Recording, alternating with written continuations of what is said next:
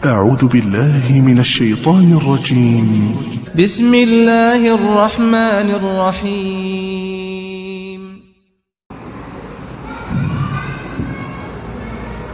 السلام عليكم ورحمة الله وبركاته.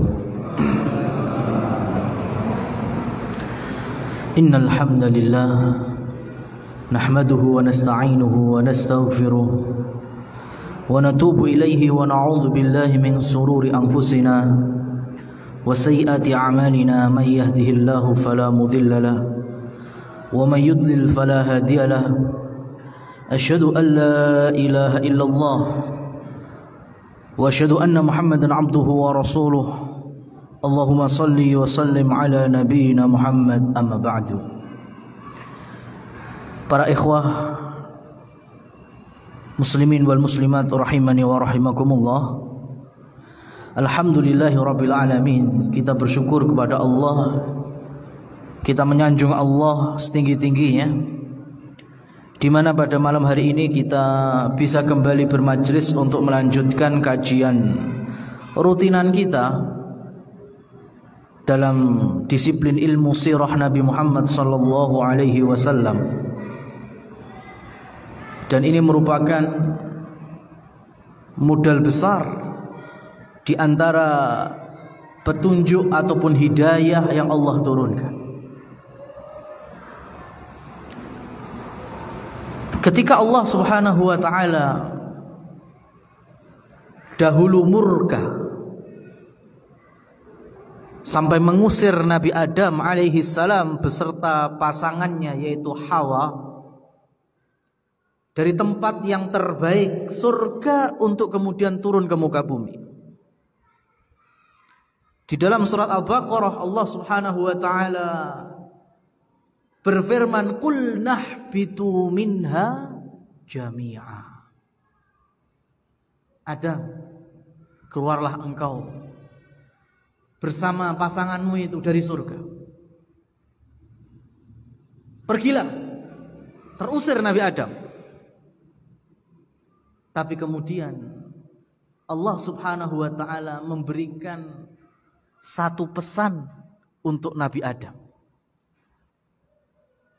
Fa imma ya'tiyannakum minni huda faman tabi'a hudaya fala khaufun 'alaihim wala hum yahzanun.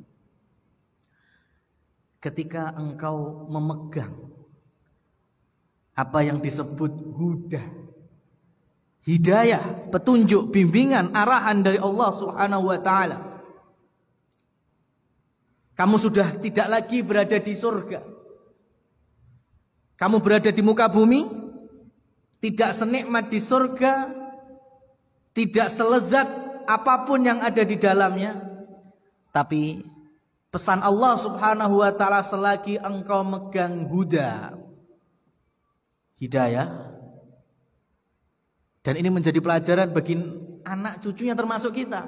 Faman tabi'a hudaya, maka siapa saja yang ikut, siapa saja yang megang, siapa saja yang dapat hidayahku, fala khaufun 'alaihim wala hum yahzanun. Maka tidak perlu bagi hamba-hamba yang memegang hidayah itu untuk sedih, untuk merasa susah, gundah gulana, khawatir, bahkan takut. Kenapa? Karena berada di atas petunjuk Allah Subhanahu wa taala. Dan Nabi kita Muhammad sallallahu alaihi wasallam yang setiap Senin malam kita kaji sirahnya, di dalam riwayat Sahih Muslim dari sahabat Abdullah ibnu Mas'ud radhiyallahu taala anhu, Nabi tidak pernah lepas setiap hari berdoa kepada Allah, Allahumma inni as'alukal huda wat tuqa wal afafa wal ghina. Yaitu Nabi SAW tidak pernah luput setiap hari untuk berzikir dan berdoa, ya Allah, aku mohon kepadamu, meminta kepadamu, engkau anugerahkan huda, petunjuk. Padahal yang meminta orang yang paling banyak dapat hidayah.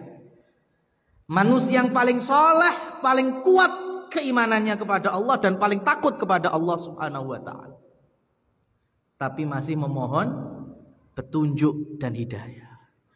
Aku mohon kepadamu ketakwaan. Aku minta kepadamu al-afaf, kehormatan diri. Dan aku mohon kepadamu ya Allah rasa kecukupan. Riwayat yang lain masih dalam Sahih Muslim.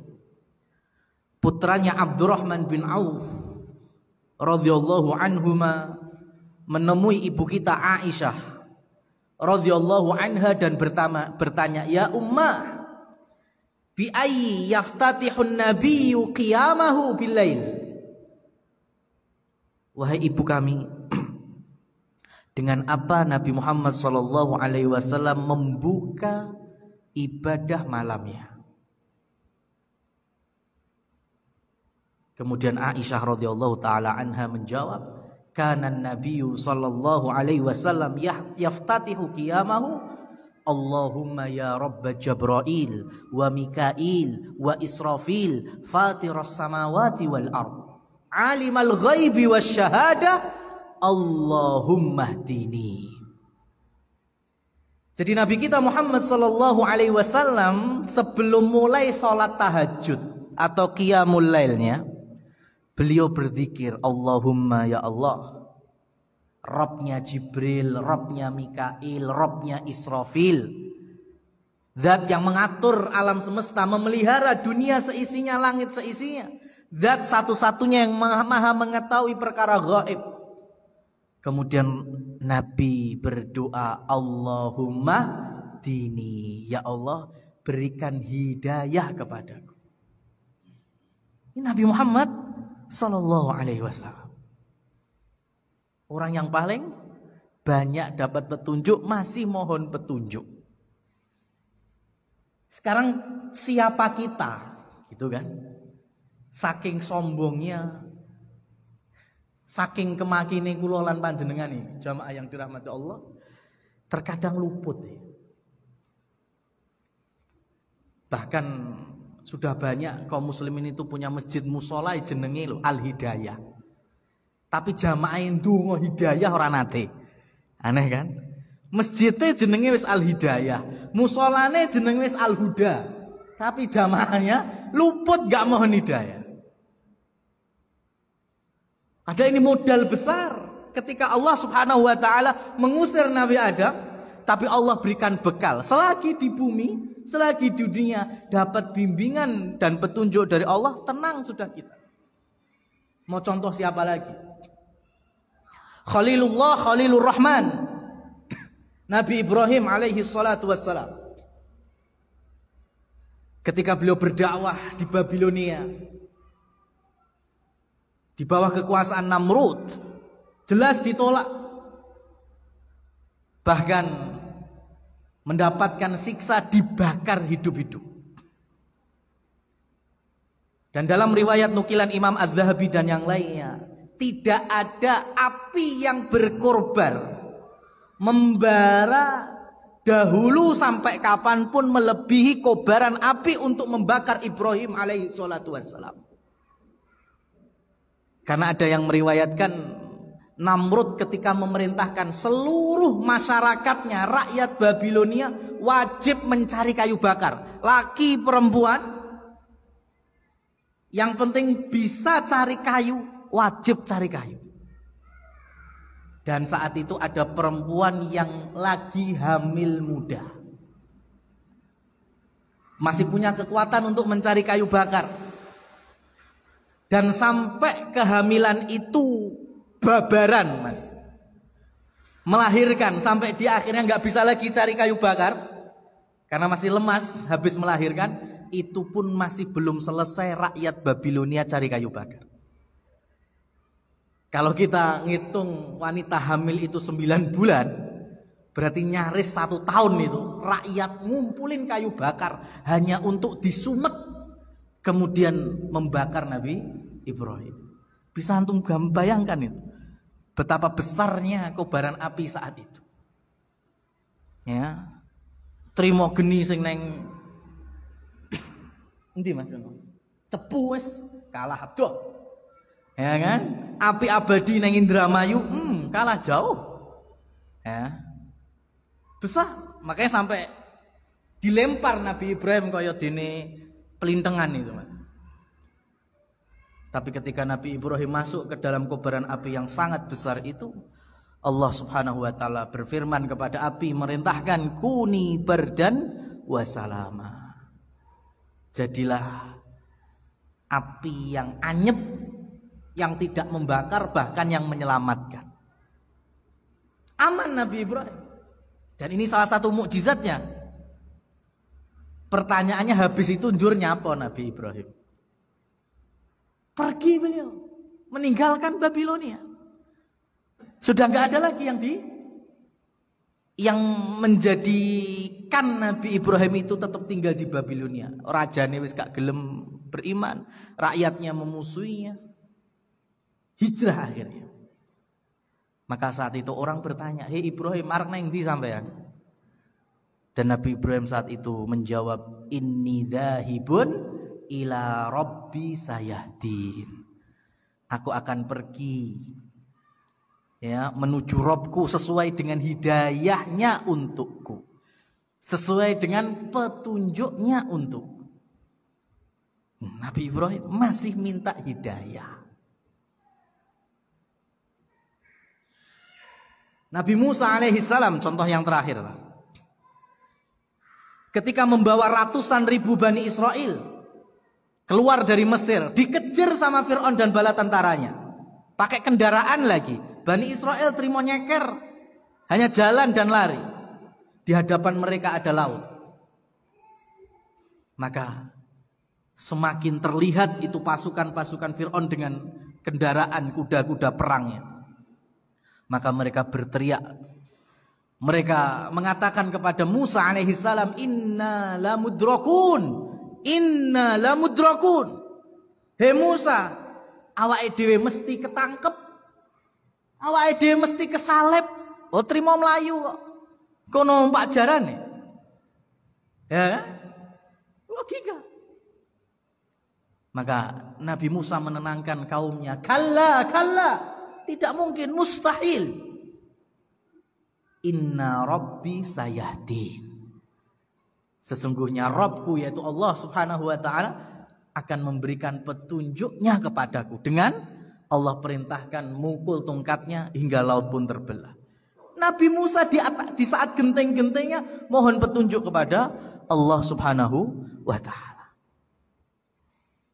Maka dengan kita kembali ke majelis ilmu, dengan menyemarakkan taklim, ini salah satu program untuk merengkuh hidayah, merengkuh petunjuk. Dan kelak ketika orang-orang yang beriman, orang-orang yang bertakwa, Allah Subhanahu wa taala janjikan surganya dan telah masuk surga. Dan kita berdoa semoga kita diantaranya. Allahumma amin. Orang beriman itu kalau sudah masuk surga, yang pertama diucapkan adalah hamdalah, alhamdulillah. Habis itu alhamdulillahilladzi hadana lihada. Itu zikir pertama ahli surga. Segala puji bagi Allah yang telah memberikan petunjuk hidayah sampai di level ini, di posisi ini, yaitu sak tekan mlebu swarga. Ini pentingnya untuk kita memegang hidayah. Dan hidayah itu gak iso dintai, tapi digoleki, dicari. Dan hari ini kita berusaha menggapai hidayah Allah Subhanahu wa taala dengan mempelajari sirah Nabi Muhammad sallallahu alaihi wasallam. Ini merupakan petunjuk. Dengan kita mengikuti beliau tambah terang kehidupan kita, agama kita, tingkah laku kita, perilaku kita, adab kita, akhlak kita dan lain seterusnya. Dan dengan izin Allah kita akan lanjutkan pembahasan yang baru setelah kita tutup, yaitu tahun yang ke-9 dengan perang terakhir Rasul sallallahu alaihi wasallam, yaitu dengan Tabuk. Maka kita akan masuk ke as-sanatul ashiratu minal hijrah, tahun ke-10 dari hijrahnya Rasul sallallahu alaihi wasallam. Ini berarti kurang lebih 1 tahun Rasul sallallahu alaihi wasallam menemani kaum muslimin, yaitu para sahabat. Karena di tahun 11-nya di bulan Rabiul Awal, Rasul sallallahu alaihi wasallam pun menuju untuk kembali kepada Allah Subhanahu wa taala, yaitu dengan wafat. Di tahun yang ke-10 minal hijrah, di sana ada tema Bu'utsul Yaman. Duta atau utusan untuk berdakwah ke negeri Yaman. Fi sanatil ashirati arsala Rasul sallallahu alaihi wasallam Ali bin Abi Thalib ila qabilatin min ahlil Yaman. Di tahun yang ke-10 Rasul sallallahu alaihi wasallam mengutus sepupunya sekaligus menantunya, yaitu Ali bin Abi Thalib, untuk berdakwah di negeri Yaman.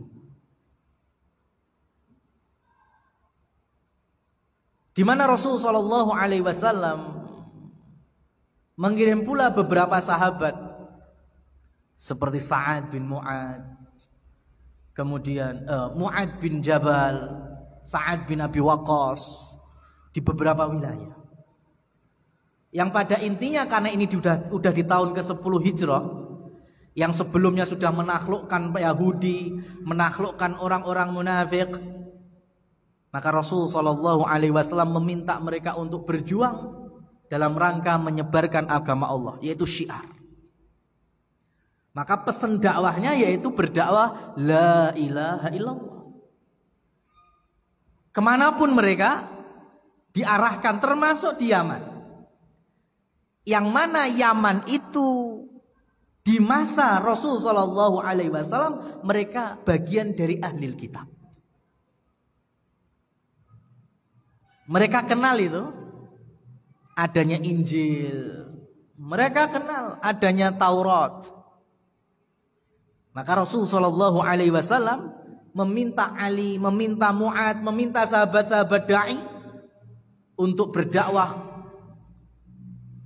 Fad'uhum ila qaulihi la ilaha illallah. Berdakwahlah, berserulah kalian untuk menjadikan Allah Subhanahu wa taala satu-satunya ilah ataupun sesembahan. Waktu ini itu mirip sekali dengan tahun ke-10 kenabian. Kalau kita mau ingat-ingat, ya, antara peristiwa Isra dan Mi'rajnya Rasul sallallahu alaihi wasallam itu ada utusan dari Najran. Ya, utusan dari Najran ke Mekah. Mereka penasaran dengan agama yang baru, nabi yang baru. Dan orang Najran itu rata-rata mereka Nasara. Berarti kan ahli kitab. Makanya Rasul punya pengalaman, makanya nanti bisa menyampaikan kepada Ali, kepada Mu'ad, kepada yang lainnya bagaimana berdakwah kepada ahli kitab. Karena di waktu sebelumnya Rasul sudah ketamon itu orang-orang dari Najran. Mereka rata-rata Nasara. Maka sebelum mereka bertanya terkait dengan agama Islam, agama tauhid yang dibawa oleh Nabi kita sallallahu alaihi wasallam, Rasul sudah mendapatkan wahyu terlebih dahulu dari Allah Subhanahu wa taala yang ada di dalam surat Ali Imran. Ya, surat Ali Imran. Makanya di dalam surat Ali Imran itu kenceng sekali tauhidnya. Ya, kenceng sekali. Karena memang dipersiapkan untuk membantah, menjawab seluruh tuduhan-tuduhan dari orang Nasara. Ya.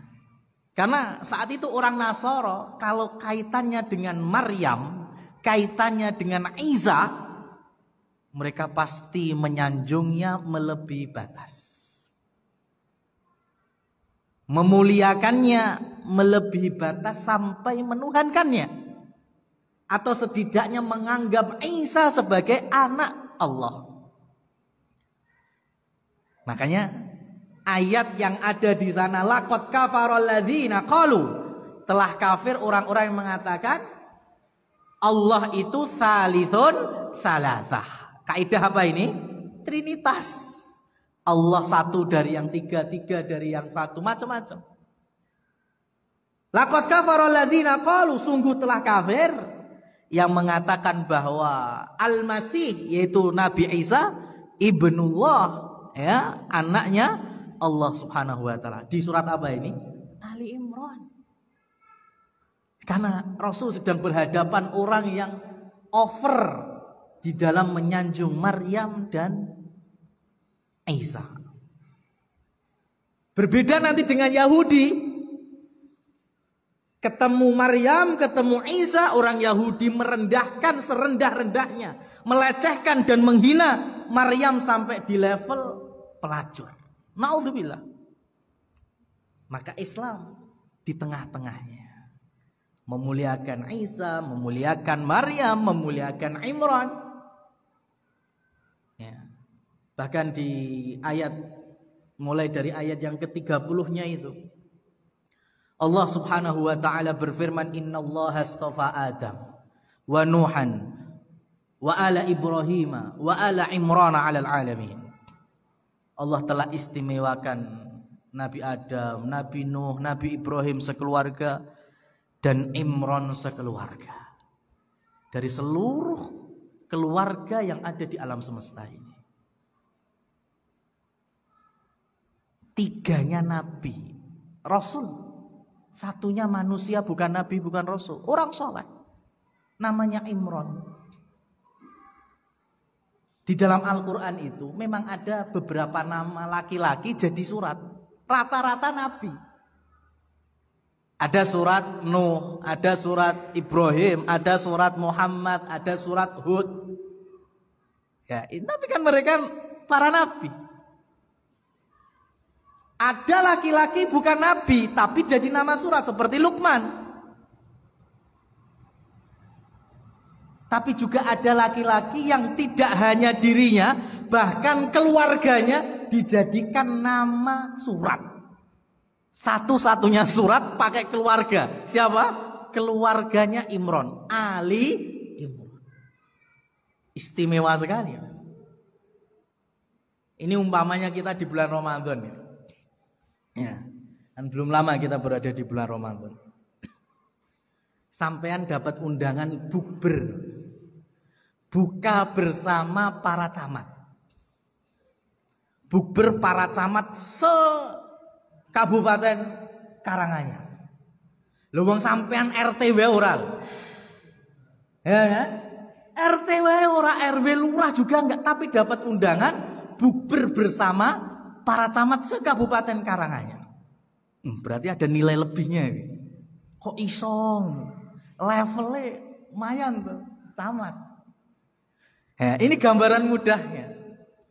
Allah Subhanahu wa taala memberikan keistimewaan Nabi Adam, nabi. Nabi Nuh, rasul pertama. Nabi Ibrahim, kekasih Allah sekeluarganya. Lah kok tiba-tiba muncul keluarga Imran, disandingkan dengan 3 nabi sebelumnya. Berarti Imran ini orang istimewa ya. Apa yang menjadi keistimewaan? Di ayat selanjutnya diterangkan dzurriyyatan ba'dhuha, yaitu karena keturunan setelahnya, generasi selanjutnya yang sama-sama soleh, generasi yang beriman, generasi yang soleh. Jadi kalau boleh kami ringkes, kalau kita memang kita nggak mungkin jadi nabi, nggak mungkin jadi rasul, tapi setidaknya kita bisa niru Imran. Bukan nabi, bukan rasul, tapi orang yang soleh, yang namanya disandingkan oleh para nabi dan para rasul dengan sebab mencetak generasi yang soleh. keluarga yang saleh. Makanya namanya disandingkan dengan para nabi, para rasul yang bukan sembarangan nabi dan rasulnya itu. Dan lebih uniknya lagi,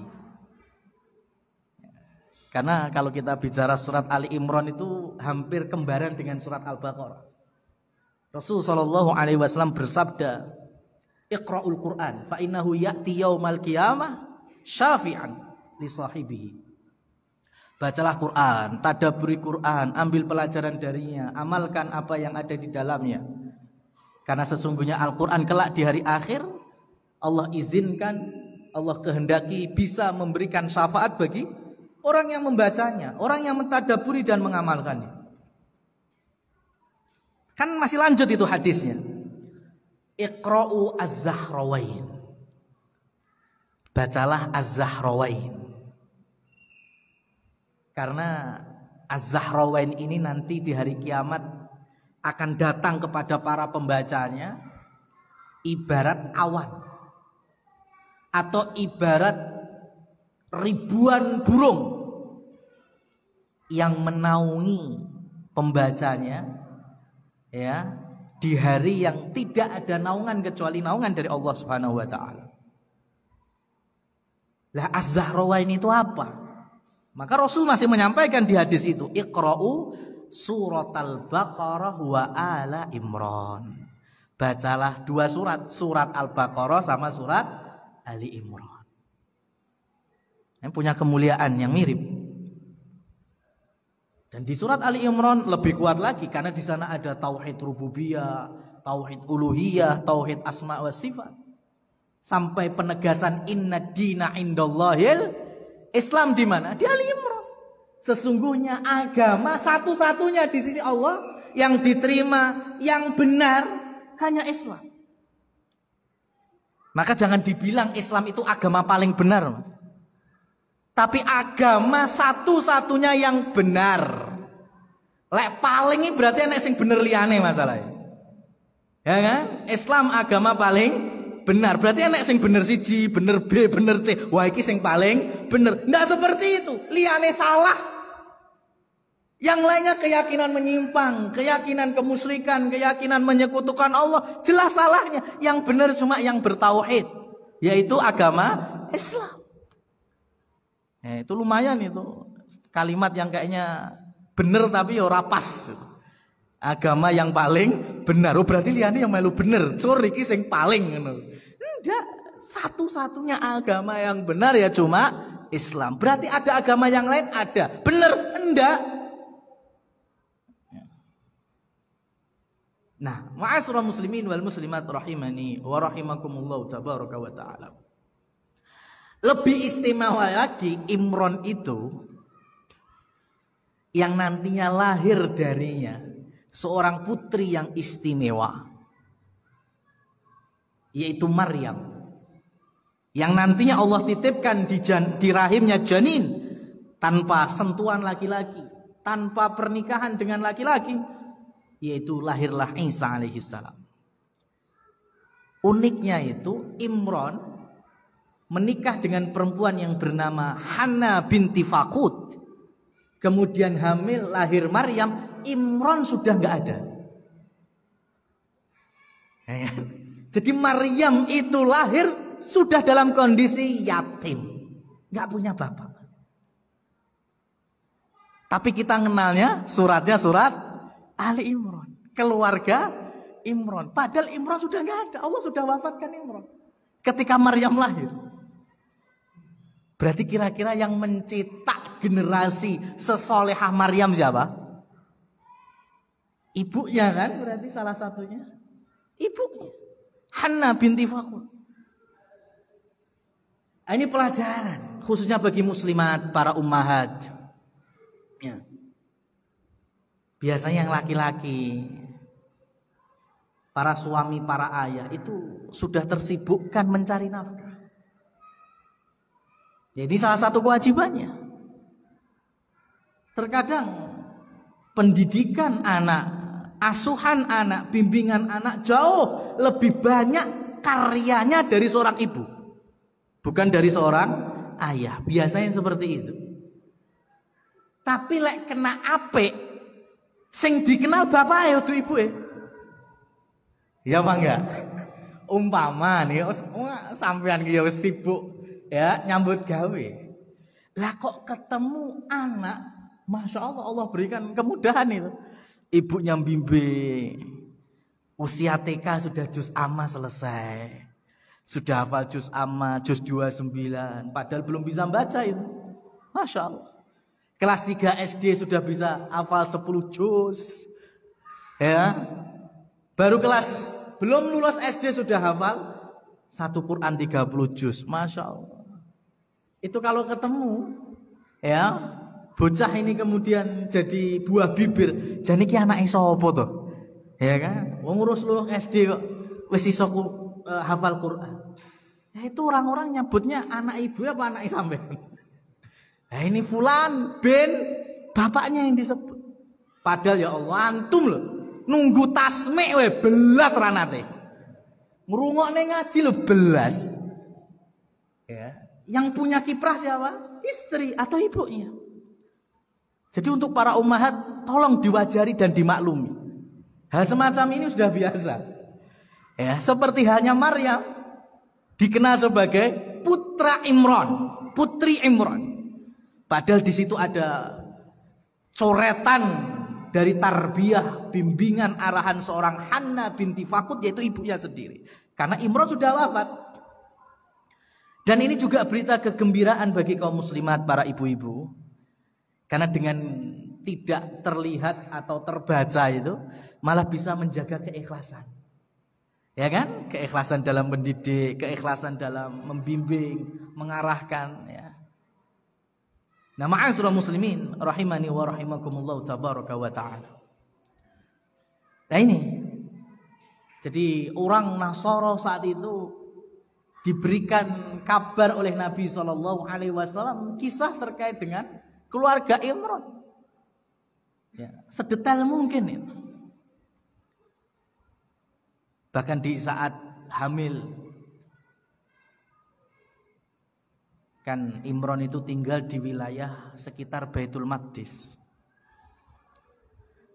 yang mana kehidupan Baitul Maqdis, anak-anak laki-laki itu biasa beribadah atau membantu menservis para jamaah. Itu kesibukan anak laki-laki di masa itu. Jadi mereka tidur, tinggal itu udah di Masjid Al-Aqsa itu. Sampai kapan? Sampai balik. Ketika balik baru mereka keluar. Baru ada yang bekerja, ada yang membantu orang tuanya. Tapi sebelum itu mereka di mana? Di Masjidil Aqsa.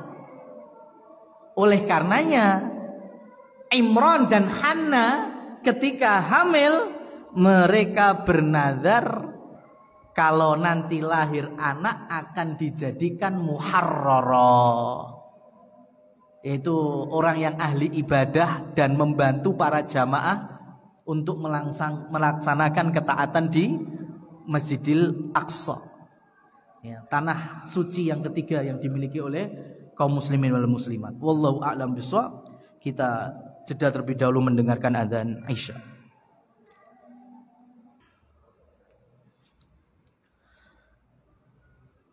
Barakallahu fikum. Kita lanjutkan para ikhwah wa akhwat rahimani wa rahimakumullah. Penggalan dari kisah keluarga Imran, di mana ketika Hanna binti Fakut hamil dan beliau bernazar dengan menjadikan kelak ma fi batni muharrara fataqabbal minni. Ya Allah, aku jadikan apa yang ada di dalam perutku, yaitu janin ini kalau lahir seperti pemuda-pemuda anak-anak yang lainnya, ngurus Masjid Aqsa. Fataqabbal minni, maka terimalah nazar ini. Falamma wada'atha qalat rabbi inni wada'tuha untha. Wallahu a'lamu bima wada'at wa laysa dzakaru kal untha. Tapi ketika lahir ternyata bayinya perempuan. Padahal yang digadang-gadang bayi laki-laki supaya bisa jadi ahli ibadah di Masjidil Aqsa. Tapi karena perempuan gimana? Wada'tuha untha, aku melahirkan bayi perempuan ya Allah. Wallahu a'lamu bima wada'at, dan Allah Maha mengetahui, jelas Allah yang menciptakan, Allah yang mentakdirkan. Ya, Allah sudah Maha mengetahui itu kalau di dalam rahimnya Hanna kelak bayi yang akan keluar berjenis perempuan. Allah jelas Maha tahu itu. Walaysa dzakaru kal untha, tidak akan pernah sama laki-laki dan perempuan. Nah, tapi karena sudah nadar, meskipun bayi perempuannya itu ya adatnya tidak lagi di Masjidil Aqsa, tetap dibimbing, diarahkan untuk mengabdikan diri di Masjidil Aqsa. Maka dikasih nama Maryam. Maryam itu artinya adalah abidah, ahli ibadah dari kalangan wanita. Itu arti dari Maryam. Kenapa? Karena sudah disetting, ini bayi harus menjadi ya orang-orang dari anak-anak yang mengurusi Masjidil Aqsa. Cuma karena wanita, maka nanti lebih lagi ditutup ya, hijabnya, mihrabnya, supaya tidak berkumpul dengan yang laki-laki. Tapi ini bukti keimanan dan kesolehan seorang Hanna, single parent, Mas. Sudah nggak punya suami, Imran telah wafat.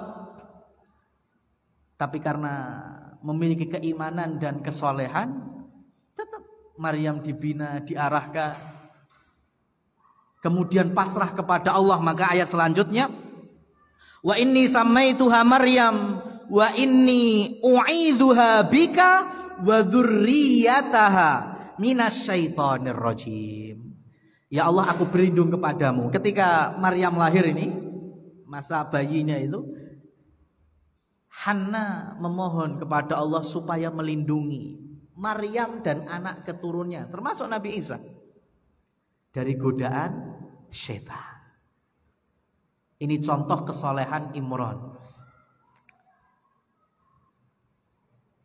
Kalau kita nyebrang ke Nabi Muhammad SAW, Nabi Muhammad itu pernah mangku dan ngelus-ngelus dua cucu laki-lakinya, Hasan dan Husain. Dan beliau kemudian berdoa, berzikir, yang beliau katakan ini zikir, ini doa seperti yang diucapkan Ibrahim, ya, nenek moyangnya Nabi Muhammad, yaitu Nabi Ibrahim ketika ngelus-ngelus Ismail dan Ishak, dua putranya Nabi Ibrahim. Apa itu? Rasul sampaikan, dan ini harusnya dihafal oleh seluruh keluarga muslimin dan muslimat. A'udzu bikalimatillahi tammah. Terus apa? Min kulli syaitonin wahamah.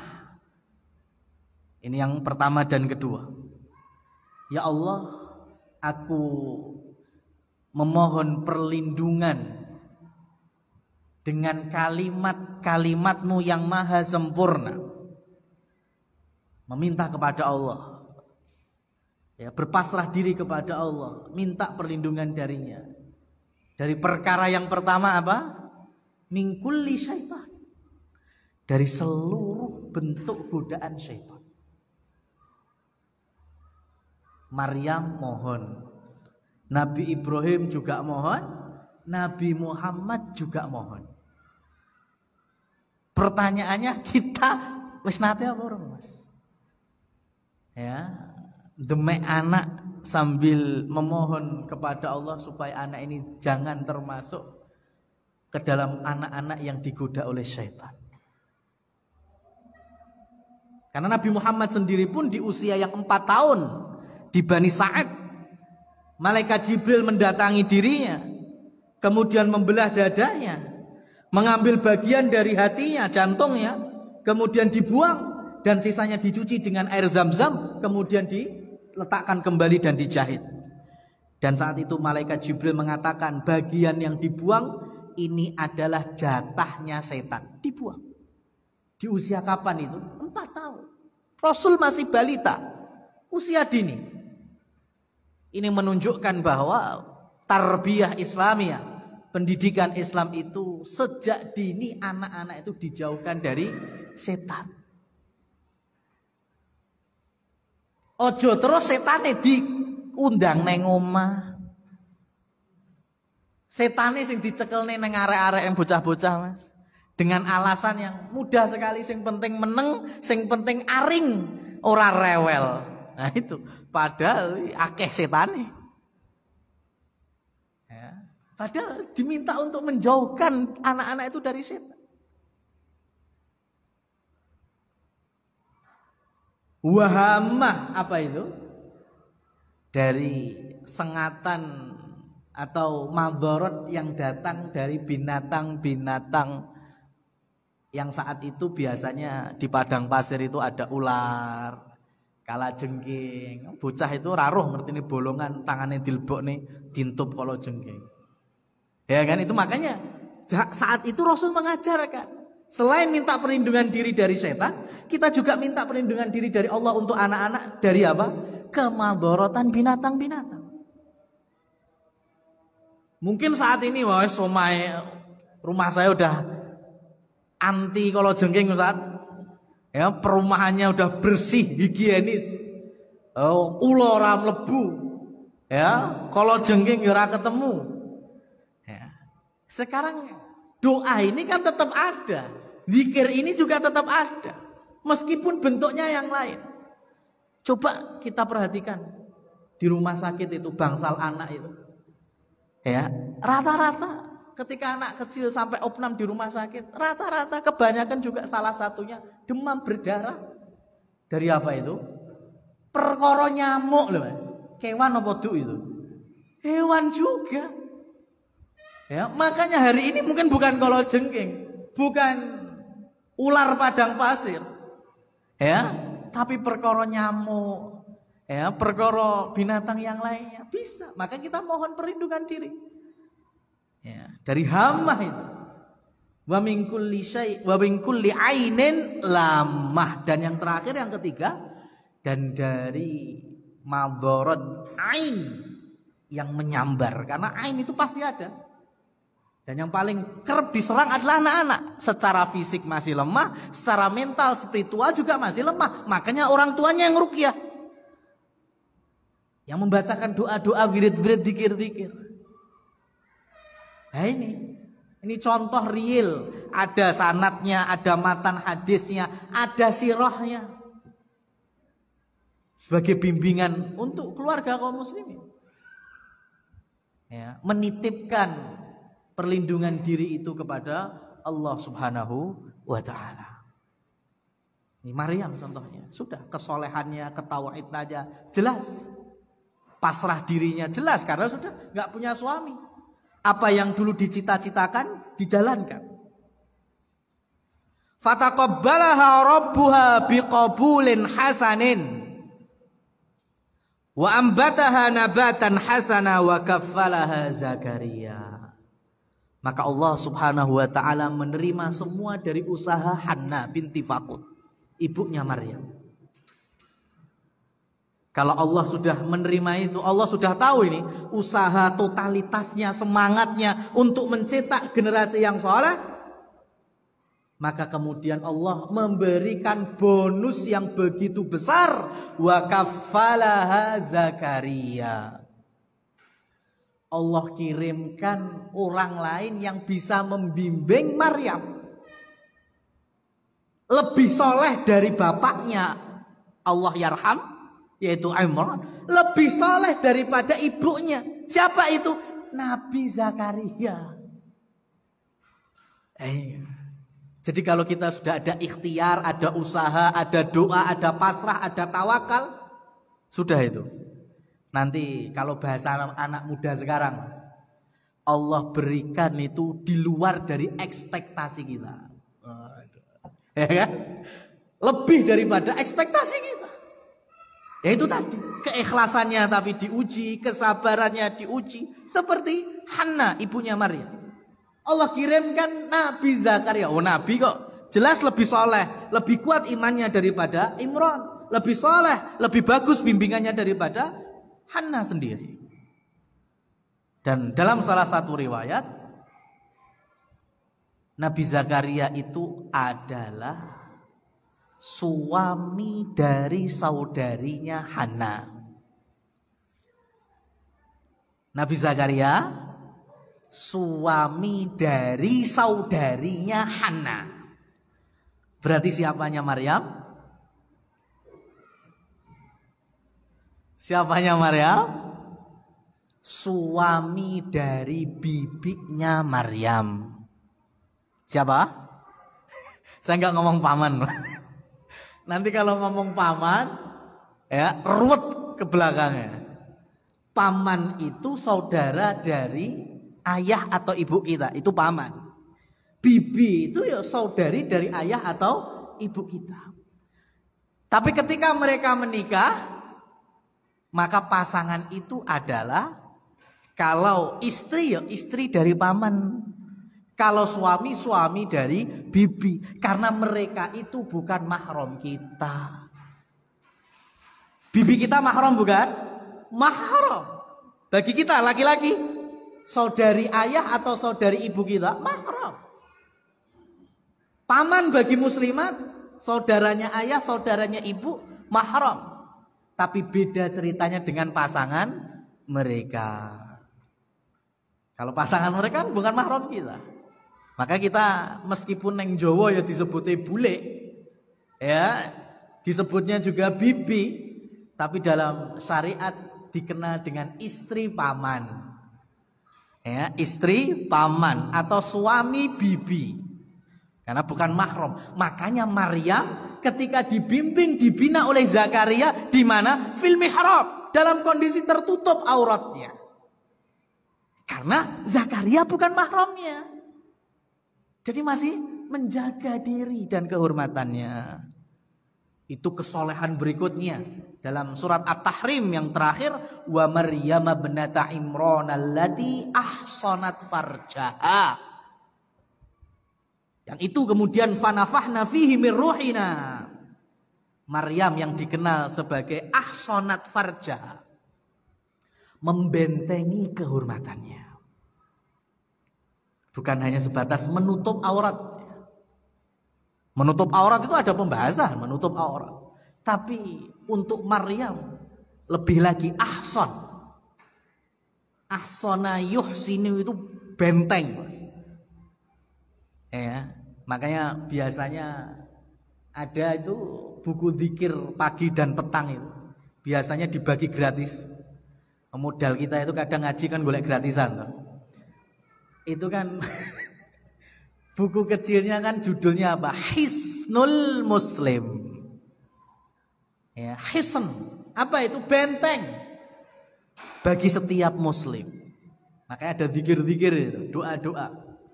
Ini ahsanat farjaha, membentengi kehormatan diri. Kalau bicara menutup aurat itu ada pembahasannya. Tapi kalau membentengi diri lebih dalam lagi. Karena kalau bicara keluar rumah nutup aurat, ketemu non mahram di luar rumah nutup aurat, itu ada kemuliaan, ada syariat.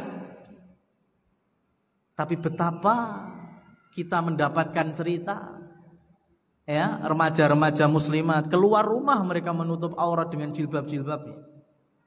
Tapi di dalam rumah, bahkan di dalam kamarnya sendiri itu video callan mbek lawan jelas buka jilbab. Apa ini namanya? Tidak menjaga kehormatan diri. Keluar rumah jilbaban, tapi dengan mudahnya di dalam rumah bisa teleponan 2 jam 3 jam sampai panas kupenge. Melendung baterai HP nih. Udah gak musim sekarang ya. Biyen kan HP melendung HP nih. Saking panas, ngobrol dengan lawan jenis. Apa ini namanya? tidak menjaga kehormatannya. Maka yang terpenting ini ahsanat farjaha, menjaga kehormatannya. Nah ini Maryam, makanya dengan itu Allah titipkan roh di dalam rahimnya yang nanti lahir Nabi Isa, yang bawa malaikat Jibril di mihrabnya.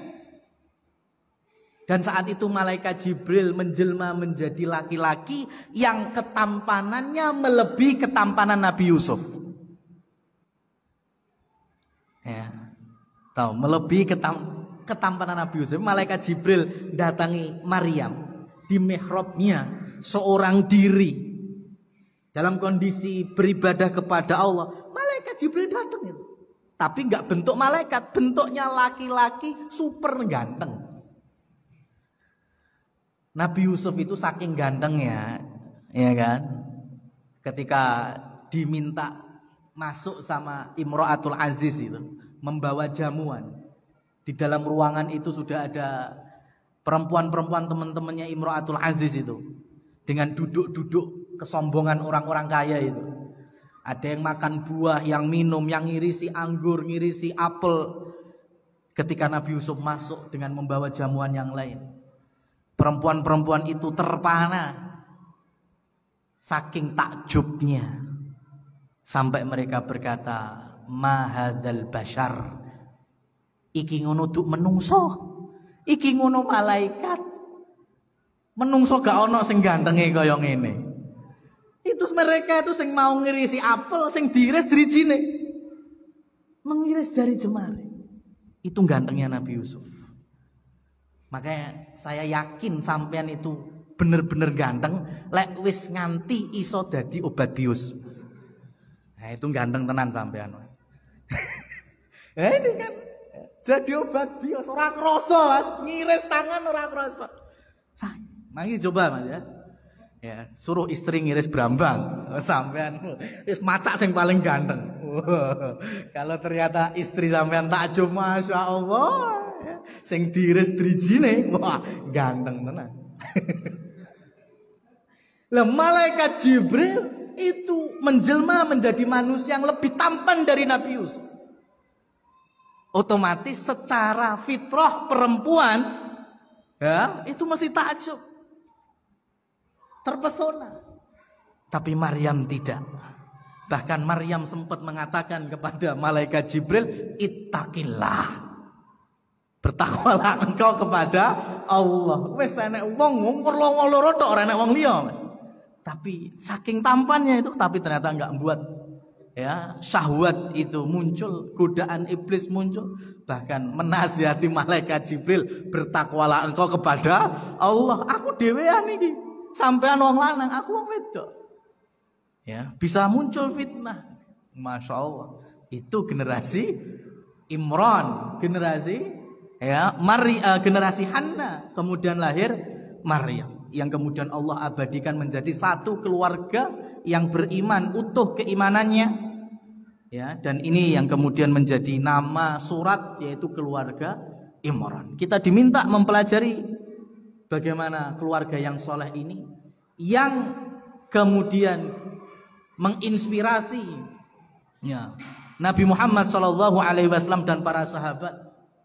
Yang mana saat itu orang-orang Nasoro mendewakannya, menuhankannya, terlalu berlebihan dengannya, sehingga kemudian terjatuh kepada kemusyrikan. Dan juga sebaliknya, ada yang merendahkan dan melecehkannya. Adapun kita memuliakan sebagaimana Al-Quran memuliakannya, Nabi kita memuliakannya, dan kita ambil pelajaran dari kisahnya. Inilah setidaknya latar belakang orang-orang Nasoro yang mana ada di Najd, ada di mana Najran, dan kemudian ada juga di negeri Yaman, negerinya Abu Musa al-Ash'ari, yang insya Allah bisa kita lanjutkan di pertemuan berikutnya. Bagaimana Ali bin Abi Thalib dan Mu'ad bin Jabal berdakwah ke wilayah tersebut. Aqulu qouli hadza fa subhanakallahumma wa bihamdika asyhadu an la ilaha illa anta astaghfiruka wa atubu ilaik. Wabillahi taufiq wal hidayah. Wassalamualaikum warahmatullahi wabarakatuh.